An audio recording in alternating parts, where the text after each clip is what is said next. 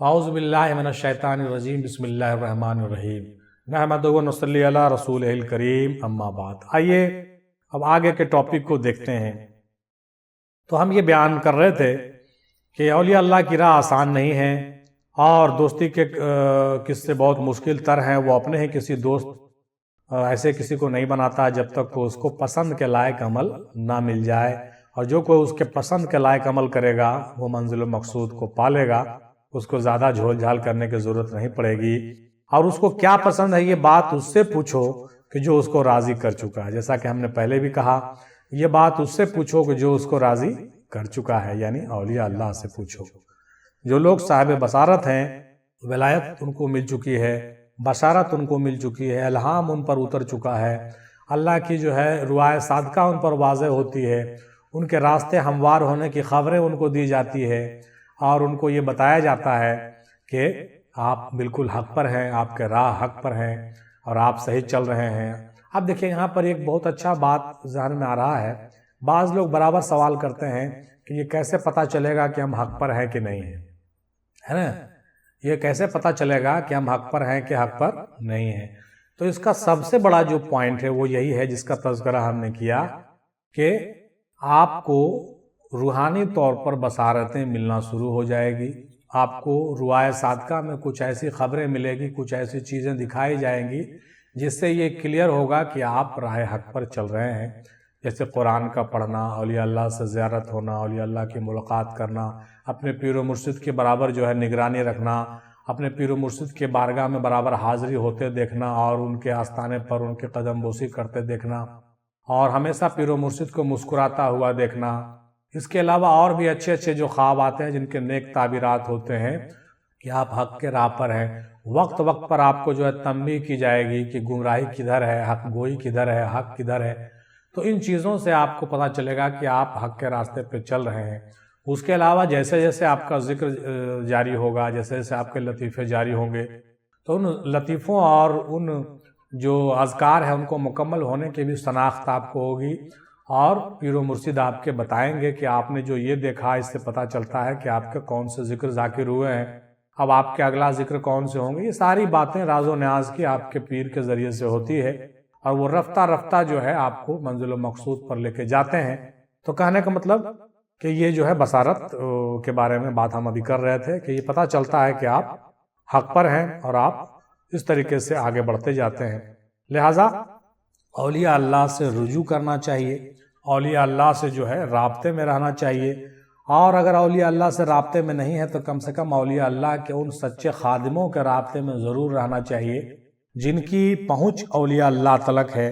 اگر آپ کو آپ کے پیر نظر نہیں آتے ہیں تو کم سے کم ان لوگوں کے رابطے اور ان کے سائے میں رہیے جن لوگوں کو ان کے پیر برابر نظر آتے ہیں، برابر دیدار ہوتا ہے، برابر زیارت ہوتا ہے، برابر جو ہے ان کو بصارتیں ملتی ہیں۔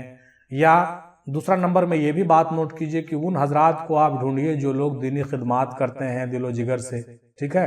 ان حضرات کو ڈھونڈیے جو لوگ اچھے طبقے کے مصنف ہیں، اچھے خیالات ان کے ہیں، جن سے جو ہے دنیا فیضیاب ہو رہی ہے، جن کے اخلاق اور کردار بہتر ہیں، جو ظالم نہیں ہے، کم سے کم جو مظلوم ہے۔ ویسے لوگوں کے ساتھ آپ رابطہ رکھیے، ویسے لوگوں سے ملیے جلیے، اور ویسے لوگوں کو آپ کو ڈھونڈنا پڑے گا۔ کیوں کہ ویسے لوگ کبھی یہ نہیں دعویٰ کریں گے کہ میں یہ ہوں، میں وہ ہوں، میں نے یہ کر لیا، میں نے وہ کر لیا۔ ایک بہت اچھی بات حال ہی میں ایک شخص بیان کر رہے تھے اپنے انٹرویو میں، ماشاءاللہ وہ کہہ رہے تھے کہ جو لوگ کہتے ہیں کہ میں یہ ہوں، میں وہ ہوں، بالکل وہاں پہ جانا نہیں چاہیے۔ یہ سب سے بڑی پہچان ہے پیر کامل کی اور بالکل جاہل پیر کی، یعنی ناقص پیر کی، کہ جو ناقص ہوتا ہے وہ دعویٰ کرتا ہے، اور جو کامل ہوتا ہے وہ بالکل دعویٰ نہیں کرتا ہے، اور کوئی جو ہے وہ کہیے کہ اس کے اندر وہ یہ باغ ڈور والی بات نہیں ہوتی ہے کہ میں یہ کر دوں گا، میں پکا یہ کہتا ہوں، میں کر کے دکھا دوں گا۔ میں تو ان کے پاس ہوتا ہی نہیں ہے، کیونکہ وہ میں سے گزر چکے ہوتے ہیں، اور جو لوگ میں پھنسے ہوئے ہیں ان سے ہم کیا اصلاح لے سکتے ہیں؟ کیونکہ اصل اصلاح تو یہی ہے کہ میں سے نکل لیا جائے۔ میں ہی سب سے بڑا نفس ہے۔ جو کوئی میں سے نکل گیا وہ اصلاح نفس کر گیا اور تزکیہ نفس کر گیا۔ جو کوئی تزکیہ نفس کر گیا گویا وہ میں سے نکل گیا، اور اگر وہ میں ہی پڑا ہوا ہے اس کا مطلب دیٹ مینس اس نے جو ہے تزکیہ، تصفیہ، تنزیہ کچھ نہیں کیا ہے، وہ جاہل ہے، وہ ناقص ہے، وہ مردود ہے، وہ ملعون ہے، یہ بات حق ہے صاحب. ویسے لوگوں سے کنارہ ہو جانا چاہیے. جو لوگ یہ کہے کہ جاؤ ہم تم کو ٹھیک کر دیں گے، یہ بھی گستاخی ہے. ان کو یہ کہنا چاہیے کہ جاؤ ہم دعا کرتے ہیں، کوشش کرتے ہیں، انشاءاللہ تعالی ضرور اللہ نے چاہا تو ٹھیک ہو جائے گا. اور یہ بات کرنے میں ان کے اندر عاجزی ہونی چاہیے بندے کی طرح. یہ نہیں کہ جا ہو جائے گا. یہ ایک بہت ہی کفریہ کلمہ ہے. گرچہ بعض مجذوب لوگ ایسا بات کرتے ہیں، مجذوب کی بات الگ ہوتی ہے، لیکن ایک سالک کو یہ بالکل شوبھا نہیں دیتا ہے کہ وہ یہ کہے کہ جا ٹھیک ہو جائے گا، میں نے کہہ دیا تو ہو جائے گا، میں نے پھونک دیا تو ٹھیک ہو جاؤ گے. یہ نہایت ہی بہت برا ہے، بہت ہی گستاخانہ جملہ ہے، جو اللہ کو بھی پسند نہیں، اللہ کے رسول کو بھی پسند نہیں ہے. اور قسم خدا کی سوائے مجذوب کے کسی سالک مرد اولیاء اللہ نے ایسی باتیں نہیں کی ہے.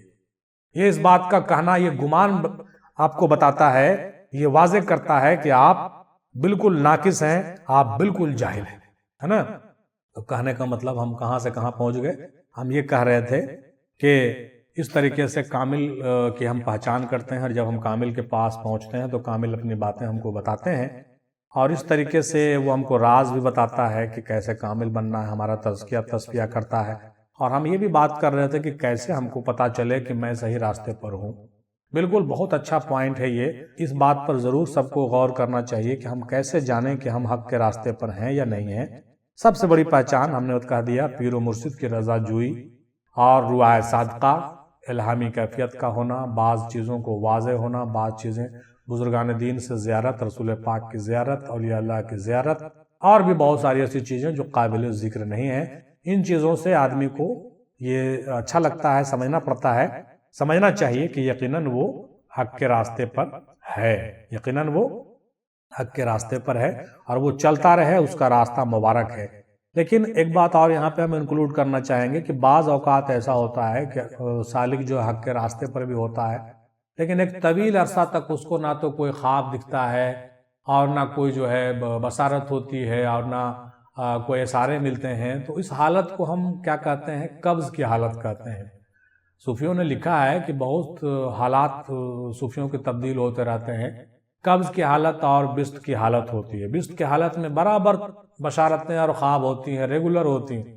لیکن جب قبض کی حالت ہوتی ہے تو اس میں بہت طویل عرصے تک کچھ بھی نہیں ہوتا.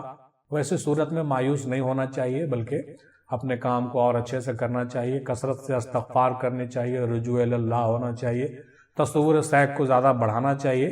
تو پھر دھیرے دھیرے کیا ہوتا ہے کہ وہ قبض کی حالت ختم ہو جاتی ہے، بست آ جاتا ہے، اور وہ بسیط معاملے سامنے آتے ہیں. پھر سے رعایہ صادقہ شروع ہو جاتے ہیں، اور روحانیت کے جو باتیں ہیں وہ ان کو دکھائے جانے لگتے ہیں، اچھے خواب سامنے آنے لگتے ہیں، اچھی علامتیں ظاہر ہوتی ہیں.